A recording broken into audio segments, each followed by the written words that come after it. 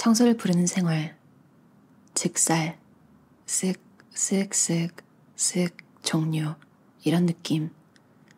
지금까지 청소기를 돌리기 귀찮았던 이유는 가구나 바닥에 놓인 물건들 때문이었다. 정말 아무 부담이 없으니까 자꾸 청소기에 손이 갔다. 편하니까 기분이 좋고 기분이 좋으니까 계속한다.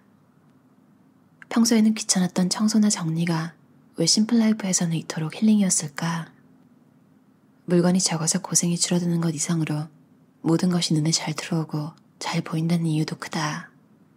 지금까지는 청소를 해도 여전히 마음에 걸리는 부분이 있었다. 닿지 않는 곳이 여전히 더러울 것 같은데 매번 어느 시점에서 타협을 하고 끝냈다. 하루를 투자해 정리를 해도 떨떠름한 감정이 사라지지 않으니까. 어차피 완벽과는 거리가 멀다는 허무함이 엉덩이를 무겁게 했다.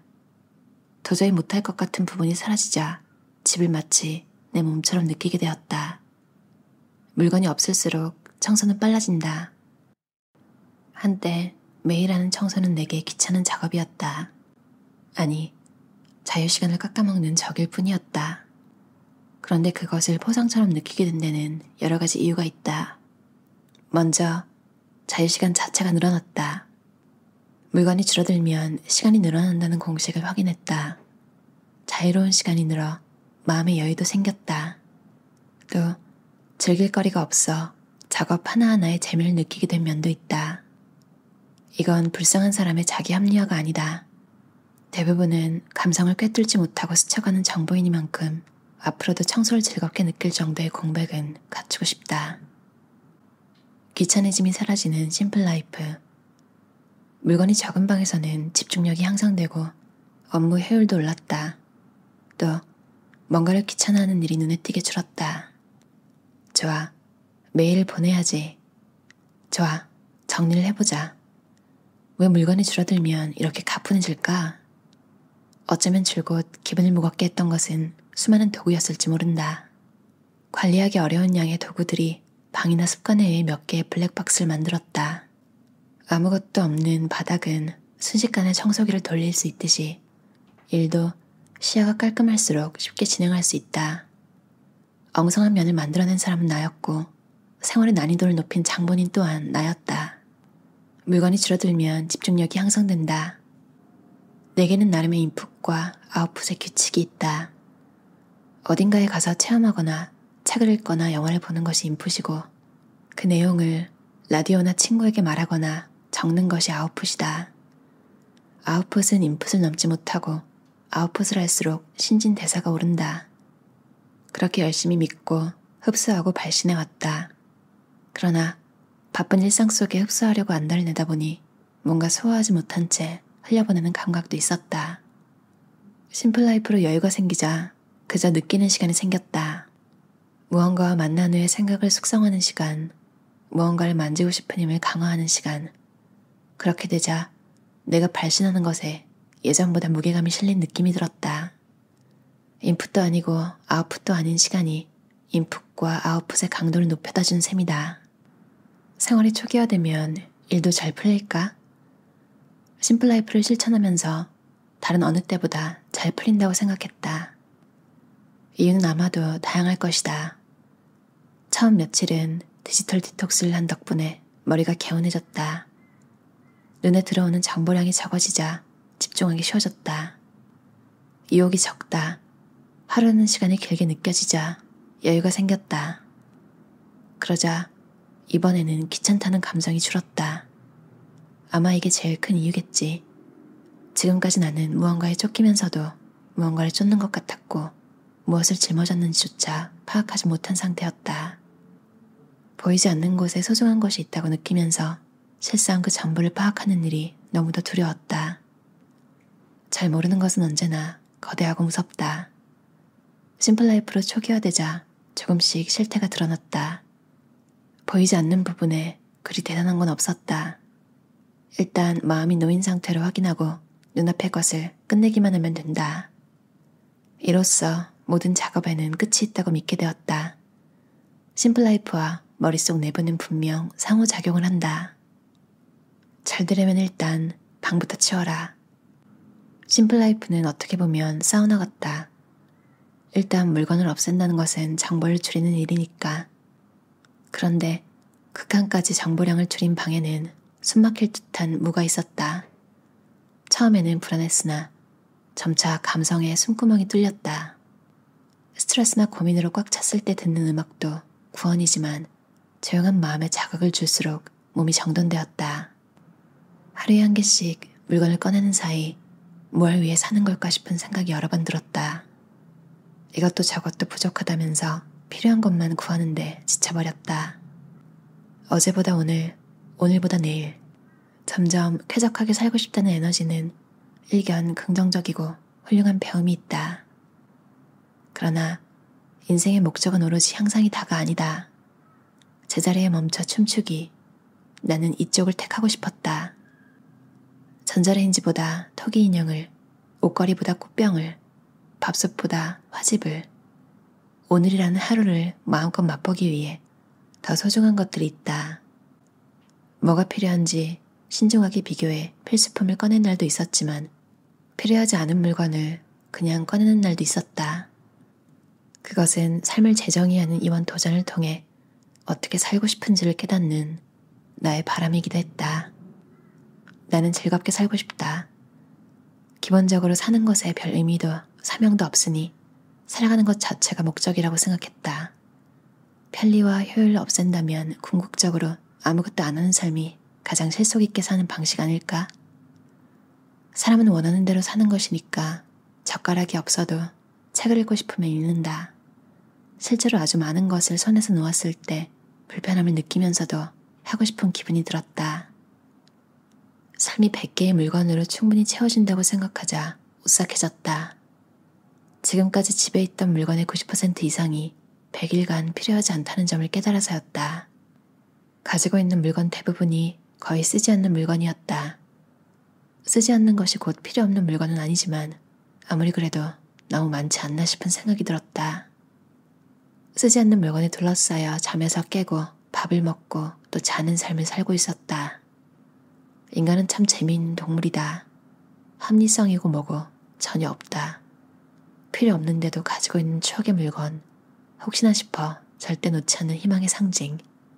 비버가 나뭇가지를 모아 강 상류의 바지런히 집을 짓는 것처럼 인간은 어떤 기억이나 가능성을 모아놓고 산다.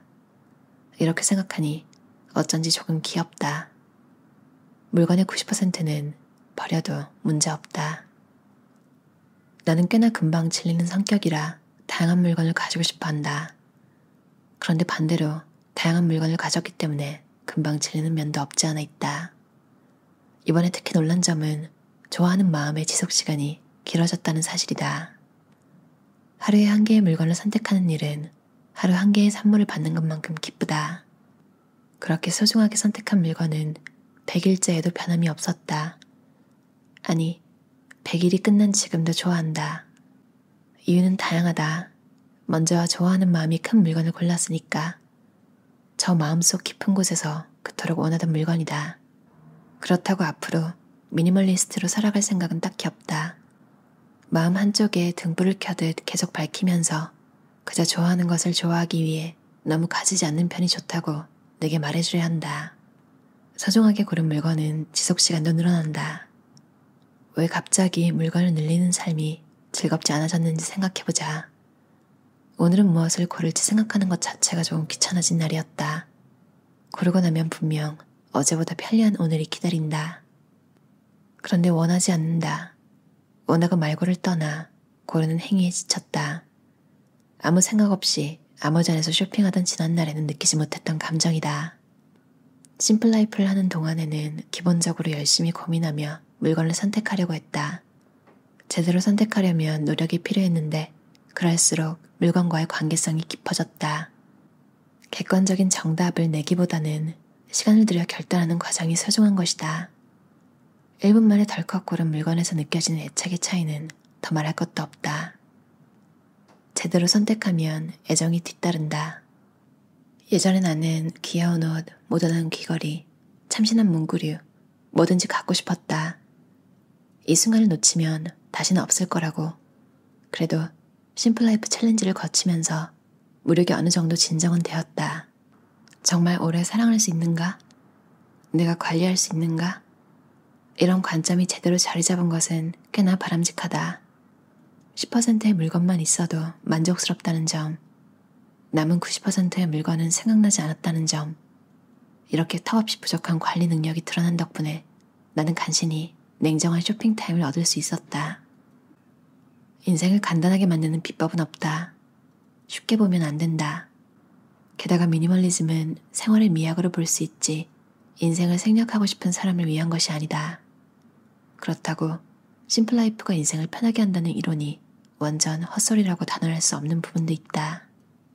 물건이 적어지면 선택지가 줄어들어 옷을 입거나 짐을 싸는 고민이 사라진다. 따로 방해하는 것이 없으니 청소와 정리도 편하다. 그거 어디에 뒀더라? 하고 찾아다닐 필요도 없다. 이렇게 시간에 여유가 생기니 일이나 취미에 몰두할 수 있다. 장점만 한가득이다. 이렇게 생각해보면 나 스스로 몰아붙인 요소가 많았던 것 같다. 이제 안 입는 옷이나 의미불명의 선물을 사랑한다. 아니, 무의미함도 소중하다. 다만 이와는 별개로 내 처리 능력을 이해하고 작업할 수 있는 힌트가 심플라이프에는 많다. 인생은 재료에서 시작하지 않는다. 가족들이 준비한 도구에 둘러싸여 생활을 시작하고 그 후 성장에 따라 스스로 얻는 것이 보통이다. 그러니 기본적인 도구와의 만남이라는 단계를 거치지 않았다. 냉장고, 세탁기, 칫솔, 침구, 냄비 등등 깨닫고 보니 당연하게 쓰고 있었던 터라 그 물건의 유무에 따른 불편이나 진보를 느낄 타이밍이 없었다. 물건에 대한 고마움이라는 단순한 말로 정리하기에는 아까울 정도로 고유의 역할이 있었다. 단지 눈에 익숙해져 보이지 않았을 뿐 생활의 충족감이나 행복도는 주변 어디에나 스며 있다. 금세 질리기로 1등을 달리는 나는 그 순간이 설렘의 소비기한이라고 여겼다. 새로 산 옷, 장비, 인테리어. 처음에는 보기만 해도 기분이 좋은데 한 달쯤 지나면 생활에 완전히 스며든다. 그런데 일단 모든 것을 내려놓은 후에 제외했더니 지금까지 좋다고 느낀 적 없는 물건들에도 기쁨을 느꼈다.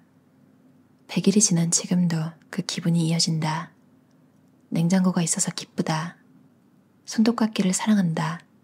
바디워시는 편리하다. 그런 감정에 질리거나 익숙해지지가 않아 놀라울 따름이다. 때로는 심플라이프가 살림의 기쁨을 알려준다. 친환경의 본질은 잘 쓰는 것. 지구를 보존하고 싶다. 물론 아직 삶에 그런 지속 가능한 정신을 도입하진 못했다. 특히 최근 몇 년간은 가족이 늘기도 해서 망가져버리는 물건에 대처하느라 친환경은 도외시했다. 일단 물건과의 관계를 한번 끊어내자 삶 자체도 초기화된 기분이었다. 하나하나 조립해가는 과정을 겪으며 낭비의 삶을 후회하고 도구를 소중히 여기기 시작했다. 그러자 앞으로는 물건의 소비와 소모를 억제할 수 있다는 자신감이 들었다. 랩은 필요 없다. 종이 타월은 빨아서 써보자. 또 테플론 프라이팬은 피하는 것이 좋다. 친환경의 본질은 원래 제한하거나 줄이는 것이 아니었다. 도구를 훨씬 더 잘 사용하고 기분 좋게 생활하는 것. 그 연장선이 지속 가능한 정신이다. 삶은 물건으로 이루어진다와 삶은 물건으로 이루어지지 않는다는 모두 옳은 말이라고 생각한다. 아무것도 없는 공간에서 살았을 때 나까지 텅 빈 기분이었다. 인생이 녹아든 도구들과 떨어지자 흡사 신체가 분리된 기분이었다. 도구는 이처럼 고귀하다. 도구를 만들어내 함께 쓰는 것이 어쩌면 인간이 인간다울 수 있는 이유다. 한편 아무것도 없음에 익숙해지자 오히려 이대로도 좋다는 생각이 샘솟았다. 물건 안에 나는 없다. 텅 빈 자아도 나라는 긍정적인 깨달음. 이 감각을 느끼면 의젓하게 살 수 있겠다는 자신감이 든다. 심플라이프를 통해 상반된 두 가지 본질을 알았다. 인간의 적응력은 물건과 관련이 없다.